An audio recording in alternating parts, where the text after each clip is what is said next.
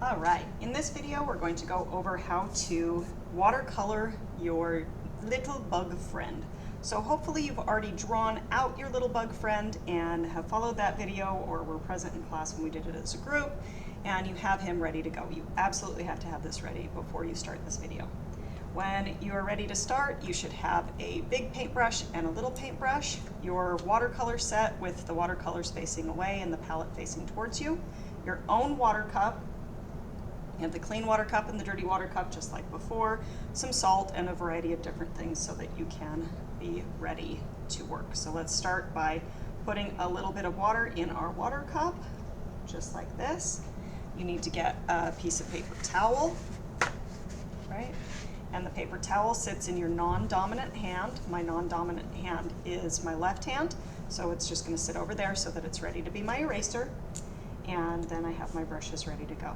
So remember, when we're doing our paint, we have our water over by our dominant hand so that we can easily move it around without making a mess.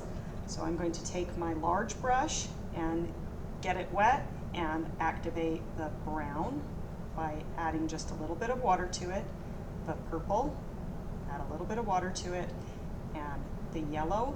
We may end up using some other colors depending on how the tones turn out, but those are the ones that we're going to start with. Now, you remember from Art 1-2, we always start with the yellow because the yellow is a wimpy color. And you never draw from the yellow. You don't put your brush back in there after it's been in any of the other colors. So I'm just mixing the water into the paint to activate it, and then I'm going to bring the yellow down over here. I don't need a lot of it. I'm just going to be using it to change the tones on the brown and probably neutralize the purple a little bit, but I want to move it down here. Now,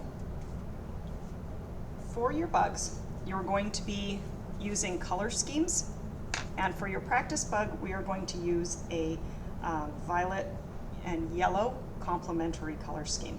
We're going to do this simply because those are colors that we don't use a lot, and so I have a bunch of them left over.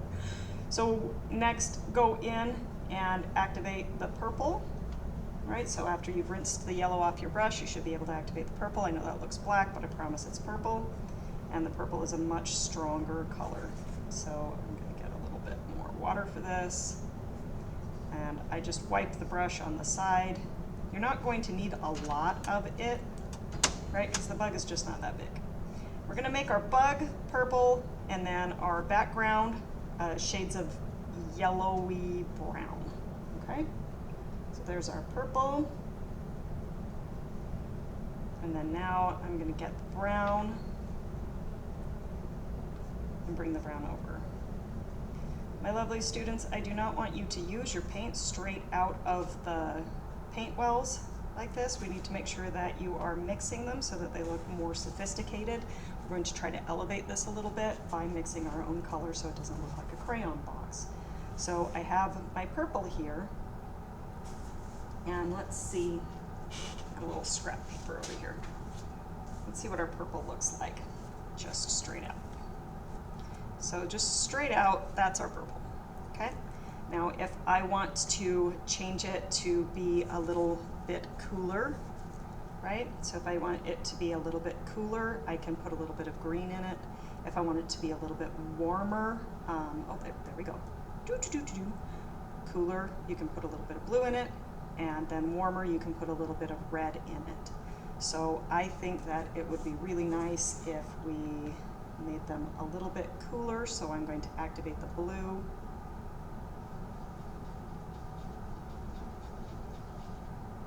And then put a little bit of blue in it. If you decided for yourself you'd rather it was warmer, go ahead and activate the red instead of the blue. And we'll put that in there. And then mix it around. I'm gonna test and see. All right, that to me looks a little bit different, but not a lot different. I don't want it to be too much different. I don't want it to turn blue, but I would like the blue to be a little more visible. So I'm just gonna pick up a little bit more. Okay, I feel satisfied with that. So I know on the screen it looks like they're exactly the same, but oh my gosh, I promise that they're not. Maybe if I bring it closer you can see. There's a slight difference in our color. So my little bug is all ready to go, and I have, my brush is wet and it has this blue violet on it. And I'm going to wipe off the blue violet because I've got to get the brown ready before we get started. So I'm going to rinse off my brush and wipe it like that, wipe it a little on the paper towel, and test the brown. So this is an okay brown, but I would like to get it a little bit warmer. I know I'm going to put a little bit of yellow in it, but I think a little red is going to be good too. So I'm going to activate the red, but just a little bit. Right, just like that. So it just changes just a little. And I didn't even pick hardly any up from the red, so it'll just change just a little bit, so it's a little bit warmer. Now I'm going to rinse and dry and add a lot of yellow. So I rinsed my brush and then I dried it off with the paper towel, and then I'm just absorbing the yellow from the palette, not from the paint well, and I'm going to mix it over here.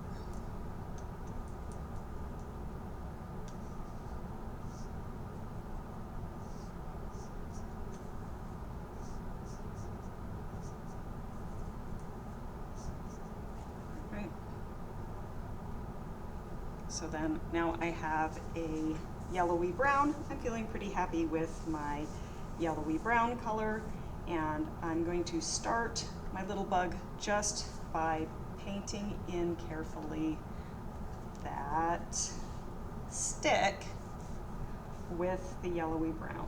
So your paint should be nice and fluid.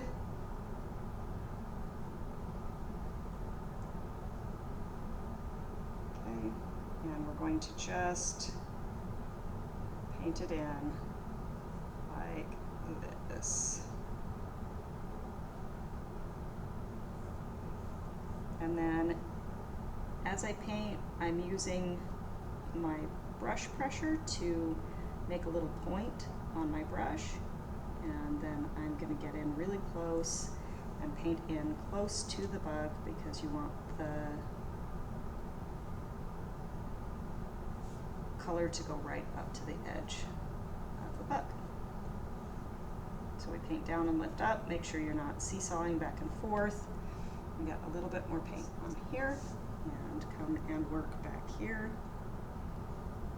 Excuse me, other brush. So we'll just paint down and lift up.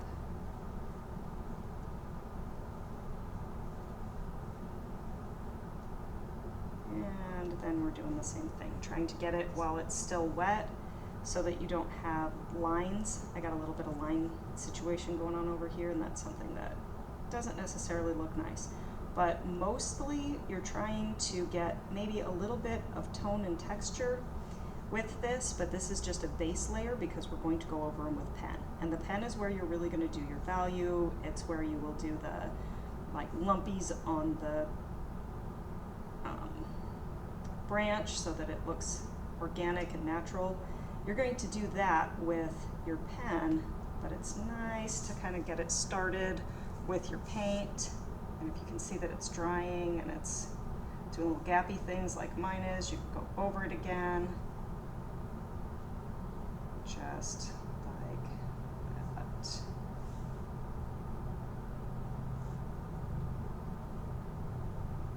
Okay, so I like that pretty well. It's just a brown branch.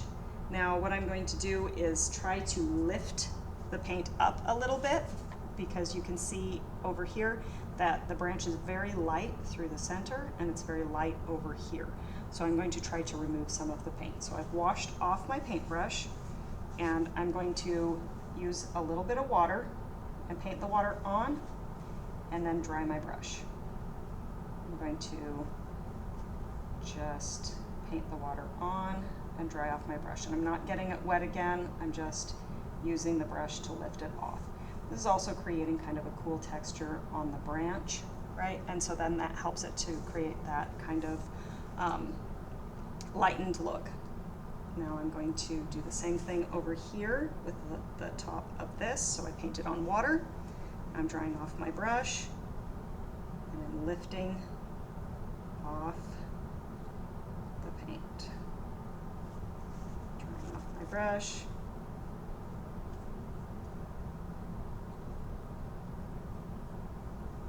Just like that. Okay, that's it for the branch. And before we do the legs, we have to let the branch dry, but we can start with the top parts of the beetle because it's far away. You don't want to paint something wet next to something wet or it'll blob together, so you've got to be careful. But we can do kind of the shell of our little beetle guys, and we'll work on them right now. So I'm going to go ahead and rinse off my brush, and I'm still using the big brush because I've got big areas to cover. And I rinsed off my brush and then I wiped off the excess water, and then I'm going to wipe it a little on the paper towel. I'm not like trying to dry it like you're drying your hair, but I'm just, drying it a little. And then I'm dipping it in the paint and then wiping it on the side so that the excess paint comes off and I'm able to get a little point. Then I'm going to use it to paint in.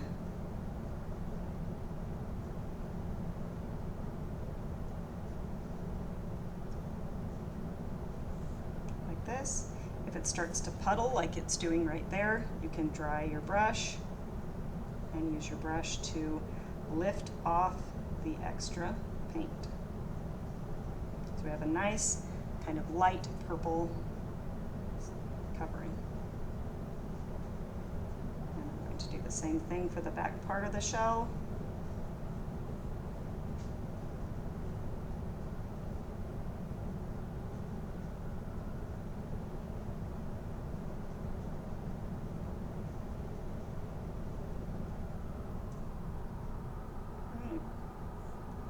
Go. Same deal for this little area or any of the little areas that you get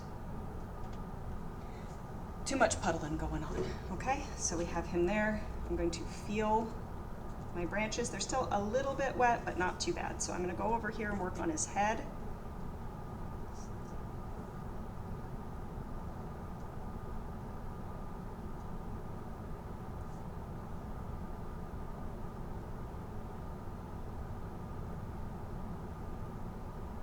That's going okay, it's not bleeding together. If it starts to bleed together, just dry off your brush and absorb it, and then you wait a little bit longer. I'm going to come over here, because mine's dry over here, and paint in his little butt. I'm going to do the legs with my small paintbrush, so I'm kind of saving those for later. I'm going to paint the whole guy purple. Now I know the reference bug is not purple, but remember with your project, you're able to choose an arbitrary color scheme, and it doesn't have to be the colors that the bug is. So that's kind of what we're doing here with this, is choosing colors that are not actually reflective of the natural colors of the bug, but instead using a complementary arbitrary color scheme.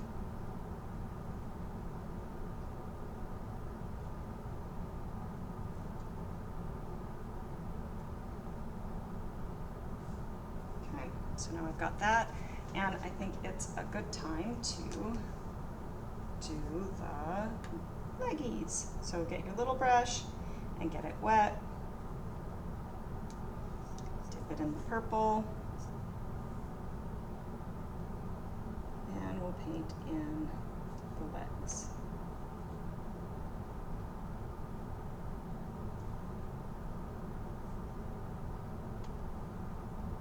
Remember to check and make sure that your branch is dry.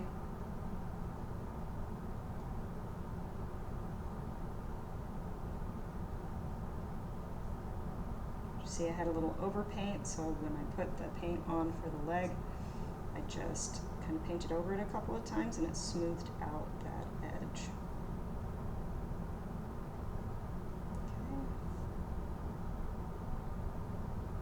All right, now I'm going to look at my bug for dark areas, and I'm going to try to paint in some of the darks. Now on the camera, this all just looks like a black blob, but really I can see that it's a little darker here, and it's a little darker here, and darker in the underneath zone, and it's much lighter on top, and this is darker underneath. So yes, we're going to do most of that with pen, but also it will help it a lot if you can do some of it with your watercolor. So starting over here with his little horn, I'm going to paint in his little horn, and then go in and start doing just a little bit of the darkness, simply using the little brush and doing another layer should make it so that a bit of value will show up naturally, so that naturally it will be darker in some areas.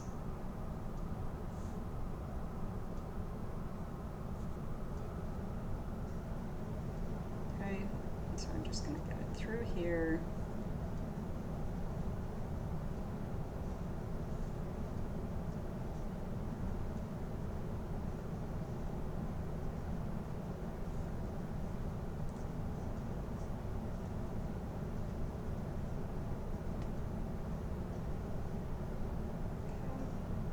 Just a little bit darker under there. All right, cool. So now I have my little bug done, and that's enough painting for him. I just looked at it and decided it needed a little bit of darkness in here. That's enough painting for the bug. That's enough painting for the stick. And for the background, let's see if we can do that real quick. What I'm going to do my background is I'm going to take this Grow Sturdy paint water and put it into my yellow so that I neutralize the yellow a little bit. It's still a yellow violet contrast, but this will keep it from looking like it's come out of a crayon box. It's just going to be a light background wash so that there's tone, and so it's not just white. Okay, so I'm using soupy paint. It's puddly, there's plenty of it, I'm not being stingy with it. My bug is pretty dry, and I'm painting closer to the top of the bug. You go real slow when you get to the top of the bug, and then making sure that I don't get too close to the areas where it's wet. My students, you will probably do this much slower than I'm doing it, and that's fine. That's what I expect. But I can kind of see and tell where it's wet. You can tell where it's wet because it will have a shine, and if you touch it, it feels cold. And so if you touch it and it doesn't feel cold and it's matte looking, so it's not shiny, then you should be okay to paint up next to it. And I'm just going to paint over that little phalange because I'm going to draw it in with a pen anyway. And it's just a line. So here we go. Now I need to blend out that line. So to blend out the line, I'm just going to paint over it gently with my brush, and that will keep it from being a big awkward line. All right. Okay. So depending on where in the class period you finish this, if it's all dry at the end of the hour, you can stick it into your colored folder. If it's not, you can go and put it on the drying rack. All right, everybody, thank you for your attention. And this is the painting in the bug parts.